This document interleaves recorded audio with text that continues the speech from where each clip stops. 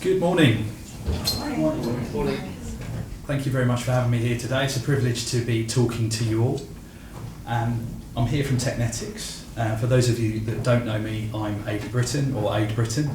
I have been in the cable industry since 1998 with Technetix for about a year, and prior to that was with Liberty Global and Virgin Media. I built my career initially in the back office and field environments, out in the field repairing and installing cable TV services and broadband services, and then moved into innovation, so leading teams that carried out proof of concept trials for new technologies and emerging technologies across fibre and traditional cable broadband type domains. So we're here across the pond. There's a lot of common themes and messages that have already come out this morning through our speakers, so I'm going to try not to repeat myself a little bit, but there will be some common themes here as well. So I always like to start my presentations with a little bit of an energiser, especially when I'm the last talker before lunch and you've all been sitting listening patiently for a long time. So we'll do a short energiser with you guys if that's okay. Hopefully it will work with a number of people in the room, but we'll see how it goes. I'll briefly touch on some of the differences and similarities. I really want to focus on the common challenges that we have as vendors and as the operators have as well, and how we can collaborate together. We'll look at some of the biggest cost drivers for operators, and then a look at what might be around the corner in terms of what might drive usage and higher demands on quality of experience as well. Okay, so my energiser is based on last person standing. So if you're able to, I'd like everybody to stand up, please. And the game is essentially, I'm going to ask some questions, some true or false statements, and I want you to sit down if it doesn't apply. If you're not able to stand, please just raise your hand and then lower it. So be honest, this is a safe space, there's no judgment. This could go spectacularly wrong as well, because I might have everybody sitting halfway through the game, but we'll start it out anyway. Okay, so sit down if you've never travelled abroad for work or vacation. Okay? Excellent. Sit down if you do not enjoy experiencing new cultures and places. Good start. Okay. So we're going to get a bit more geeky now. So sit down if you don't notice regional similarities or differences or subtle differences. Okay, so that everyone in the room is still standing, which is great. Now, what about the people that don't really notice work-related infrastructure? So as I walk down the street, I just see street cabinets, poles and things like that. And anybody doesn't notice that? Okay, wow. I expected more people to be sitting by now. It must be really fun when you go on holiday, right? And sit down if you don't like playing spot the difference games. Okay. So this is a really interesting example here. So sit down if you don't know or can't spot a difference in those four boxes, those black boxes. Okay. This might weird a few people out now. So sit down if you've never noticed one of those things. Or you don't know what it is. So there were 300 of these things deployed across London by Virgin Media O2. And they're usually in high footfall places, so I'm hoping you'll never be able to unsee this now as you walk down Tottenham Court Road.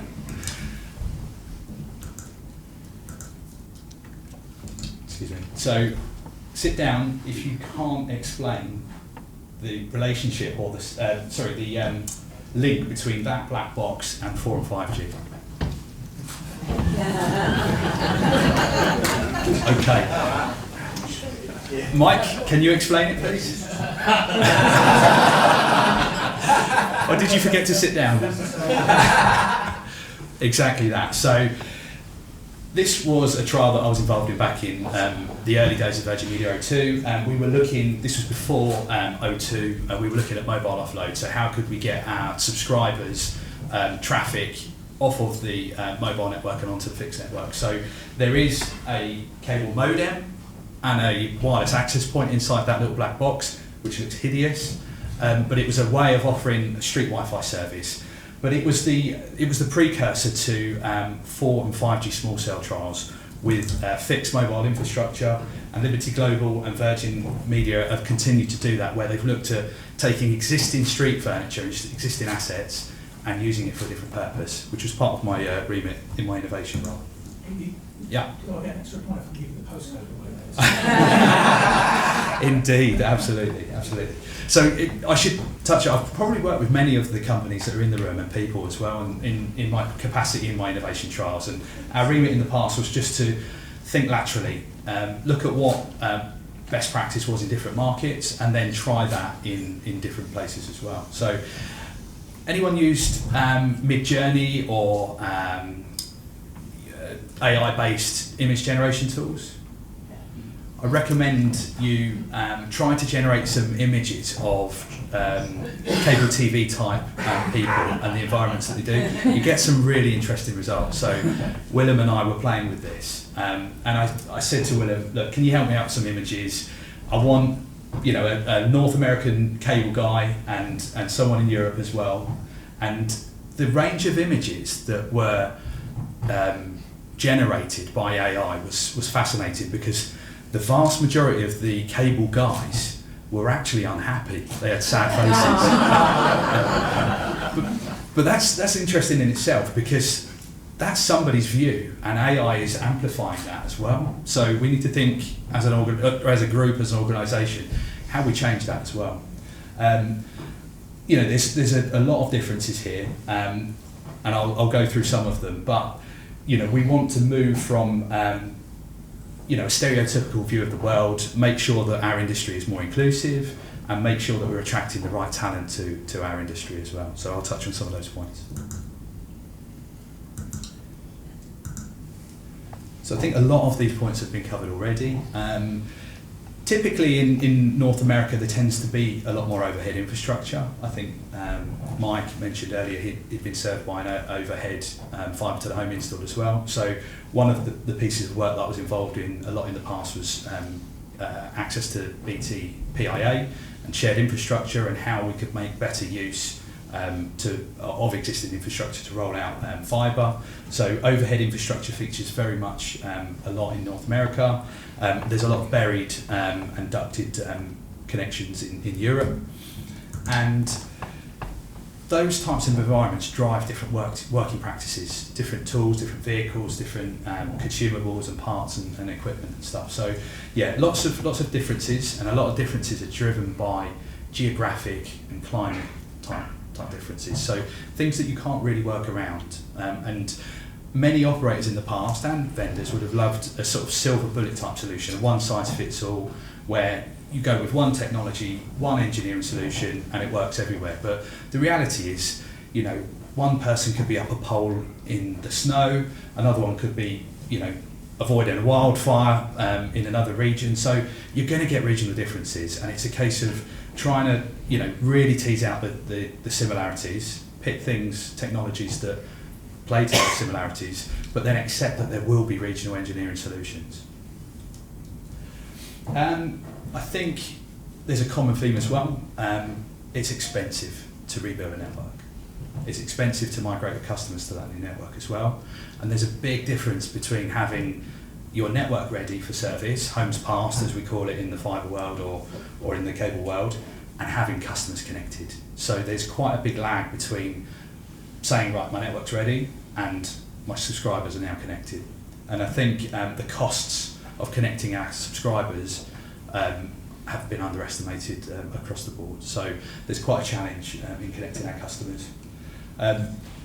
We've seen already there's a strategic investment in DOCSIS 4 in North America, a lot of strategic investment in fibre in Europe, but I think a lot of hype as well has been tempered recently by those costs of connecting customers, and certainly in the altnet world in fibre to the home we're seeing low penetration rates, and that comes down to brand equity, but also the cost of connecting subscribers as well. Okay, So I talked about the number one challenge. So I think the number one challenge that unites us all is, maximising the number of subscribers connected, but with minimum cost per premise pass. So, that balancing act of building a network at a reasonable cost, but then having, a reasonable cost to connect the customer as well.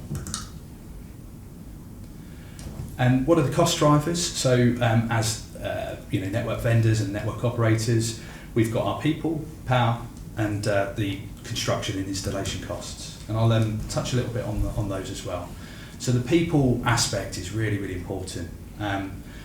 When you're rebuilding a network with new technology, you need the right people, the right talent with the right training, and you need to attract people to the industry. And I think a term that's been used earlier on a fair amount is sort of sexy.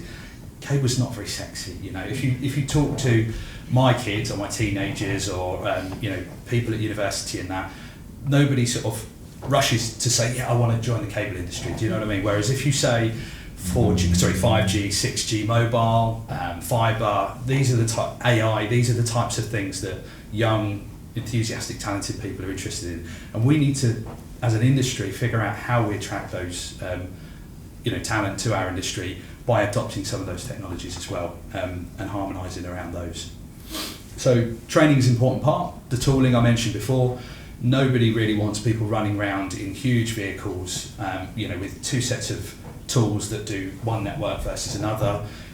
Unifying your tool set and your training and your skills is really important. And then, as I said, diversity, equity and inclusivity is really, really important. So we've not been the most diverse of industries as well, and that's always been a barrier to attracting some of the new talent. And diversity of thinking, I think, is really important for our industry, right? And long-term career prospects, right? So nobody wants to join an industry which is dying, right? So you need to upskill, you need to find the right skills that will, prolong your career as long as possible as a young person. So we need to think about how do we bring those technologies into our industry. Paul mentioned NROC earlier. Things like bringing the mobile transmission protocols onto the fixed network is one way of doing that.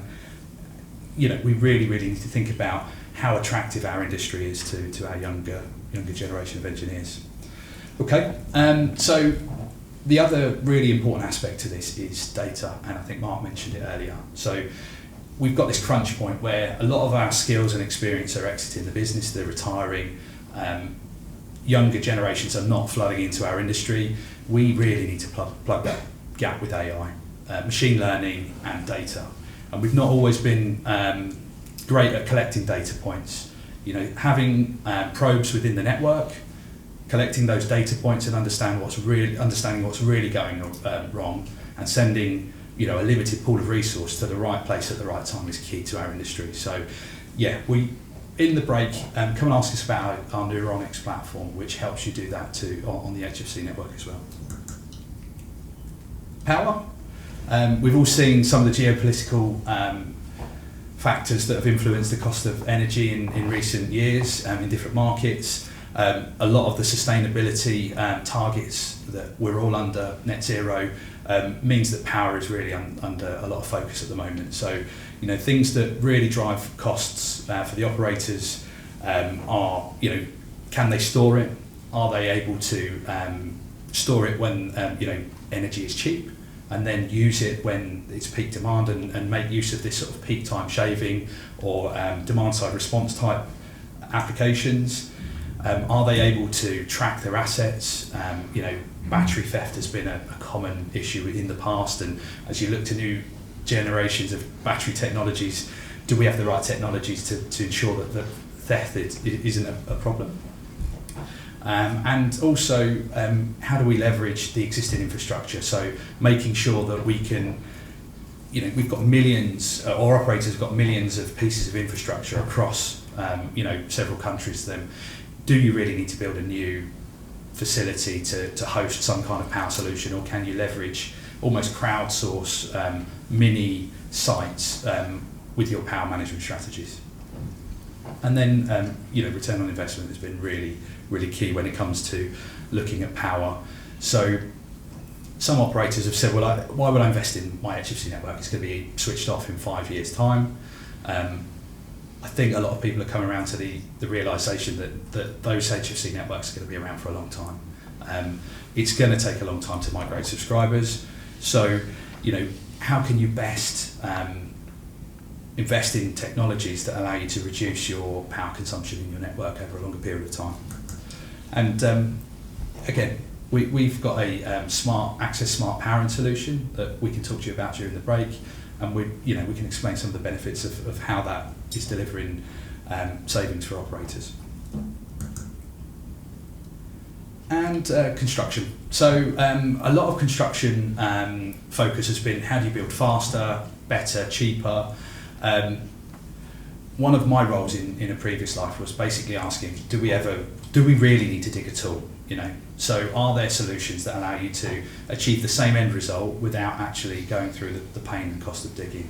So digging is painful, it varies on a regional basis. Some geographies and regions, it's easier to get permits, and it's lower cost to do it than in others. The cost of labour is a really important factor there, and then you've got all of the associated costs around health and safety, making sure that your traffic management, your people are safe, you're not injuring the public and all of that good stuff. So yeah, making sure you've got all of the right resources, building a network to a good quality. One of the challenges that we see is there's a lag between network build and customer install. Any civil engineering issues that might have cropped up between the network being ready and the customer being ready will come to light. And the quality of experience of the installation is key for the customer. So they don't want failed installs. They don't want you to promise to deliver broadband and then apologise and say, sorry, we've got a crushed duct or a blocked duct or whatever.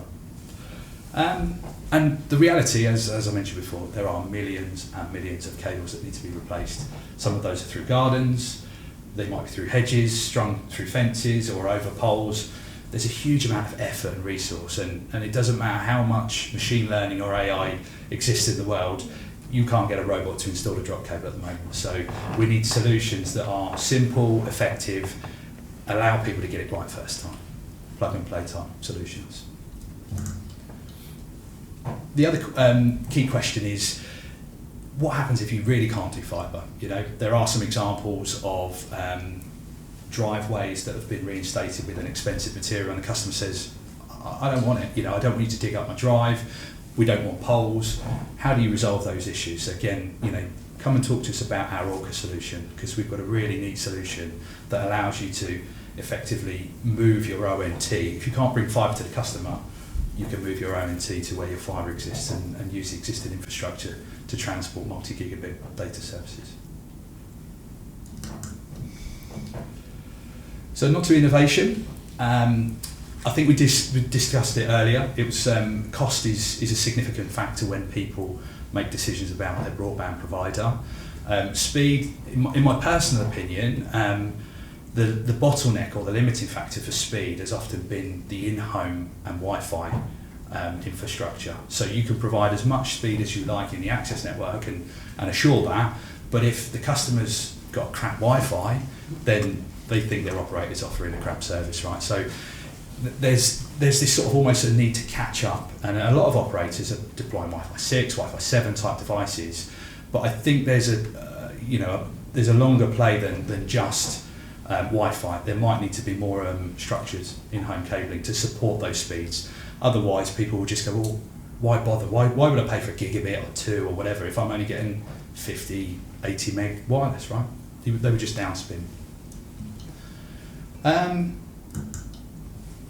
What are the things that might require people to have a much better quality of experience?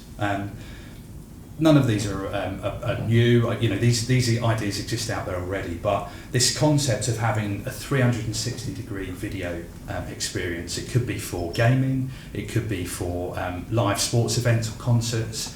If you could sit in your home and feel like you're part of that experience, how many people manage to get Taylor Swift concert tickets? I spent hours on the phone trying to for my daughter. So not that the living room experience would replace it, but it gives access to more people to some of these experiences that they wouldn't otherwise be able to do. There's some really cool adverts out there with people doing remote surgery or remote operations and things like that. Now, I've been in some homes and they're not hygienic enough to do operations in, but having sensors and having wearables and having data from everybody's body about their medical conditions is going to drive usage. And then being able to drop into places where experts from around the world could perform a procedure on you, an operation, I think is key.